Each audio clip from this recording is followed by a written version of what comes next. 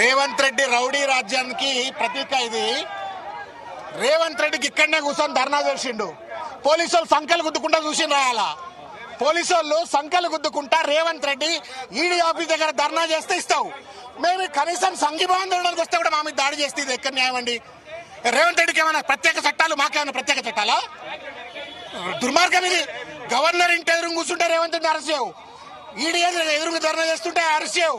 మేము సంఘీభావం తెలపడానికి వస్తే మా మీద దాడి చేస్తారు. దుర్మార్గం నా కొడుకున్నారంతా. టీఆర్ఎస్ శ్రేణులందరినీ కూడా ఇక్కడ నుంచి వీళ్ళు ఒకరొకరిగా రోడ్డు వైపు నుంచి కూడా వాళ్ళు తరలిస్తా ఉన్నారు. ఎవరు కూడా ఇక్కడ ఉండకూడదు అంటూ కూడా వీళ్ళందరినీ ఇక్కడ నుంచి ఆదేశాలు, ఆంక్షలు పెట్టి వీళ్ళందరినీ కూడా తరలిస్తున్నటువంటి పరిస్థితి కనబడుతుంది. ఎక్కడికక్కడ బీఆర్ఎస్ శ్రేణులంతా కూడా నిలిపివేసి, బీఆర్ఎస్ శ్రేణులంతా కూడా ఆపేసి ఎవరు కూడా ఈడీ కార్యాలయం ఆవరణలో ఉండకూడదు, ల్యాండ్ ఆర్డర్ ప్రాబ్లంతో పాటు ట్రాఫిక్ ఇబ్బంది కూడా ఏర్పాటు చేయకూడదు అంటూ మాత్రం ఇక్కడ ఈ ఆదేశాలు జారీ చేసి వీళ్ళందరినీ కూడా పంపించేస్తా ఉన్నారు. ప్రస్తుతం బీఆర్ఎస్ శ్రేణులంతా కూడా ఈడీ కార్యాలయం నుంచి వెళ్ళిపోతున్నటువంటి దృశ్యాలు కనబడతా ఉన్నాయి.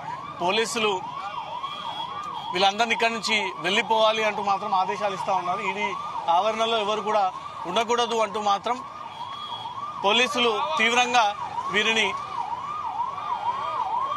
వ్యతిరేకిస్తూ వెళ్ళిపోవాల్సింది అంటూ మాత్రం వీళ్ళు ఎలా చూస్తారు? ఇది ఖచ్చితంగా ముమ్మాటికి కుట్రపూరితమైనటువంటి